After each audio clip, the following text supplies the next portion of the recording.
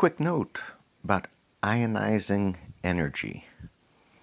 What is ionizing? Ionizing energy is energies that can change the orbit of electrons significantly.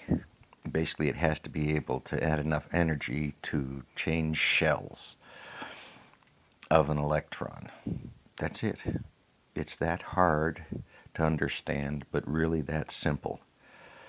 So anything with enough energy to excite those electrons causes an impact. It's heat, it's warmth, it's a photon of light, it's an expansion or contraction in the size of a molecule.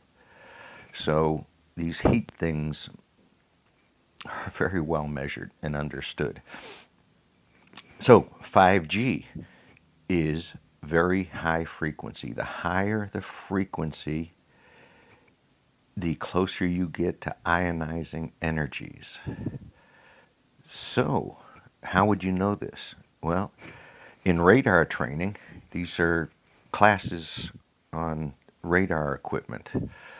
Radar waves, microwaves, operate a little bit different than electrical waves, which is going to be really confusing, but they travel on the surface of things.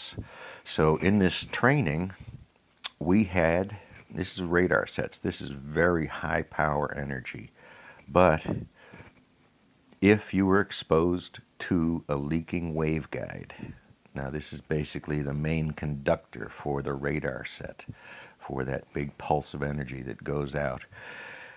If that leaks, you can get cancer. You get bone cancer. You get a type of leukemia, I believe it is. We had this beat into it in a week of safety training around electronics, high energy system, ionizing energy. So there's a fact of high frequency, high energy transmission. This is just how it works. This was part of the training. The proof is a microwave oven. Okay, that uses this feature, this function of specific frequencies interacting with water molecules in that case. But there's other molecules it interacts with, but it's primarily water. So, tuned frequency in the microwave heats water instead of just blasting microwaves around. And it's the frequency that defines that interaction. So the 5G conversation, all of these conversations, first off, 5G is a higher frequency. So it can carry more information a little bit easier because our electronics has gotten faster over the evolution of electronics applications. So this 5G antenna thing, the power of these radios, the power of these antennas in your pocket is a legitimate question and deserves to be discussed. There are antennas you have no business being near when they're on, period. A radar set, this one was an antique now, but if you threw steel wool up in front of the radar horn, it would burst into flames. That's ionizing energy. It has enough power to ionize the iron molecules and make them disintegrate, make them dissociate and turn into a dust so fine that it's used in chemical separation processes. So there's that.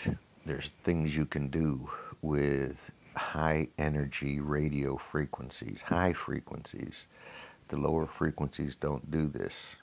This is what people study and learn, so it is a valid conversation to have when microwave frequencies are involved and people are going to be around them, period, end.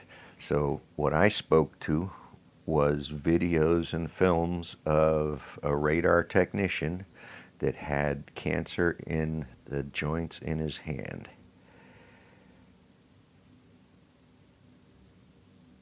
I don't know what the treatment was. This was about the cause and effect, not about... I would probably think he had his hand amputated. And it was one of those gross, gory pictures, those gross, gory films like you get to watch in maybe driver's ed training of those crashes. So that's what happens when people are exposed to higher radiation levels, ionizing radiation levels. When people say it's not ionizing, there could be more to the story, so don't have an answer, but the questions and conversations are still legitimate. Thanks all.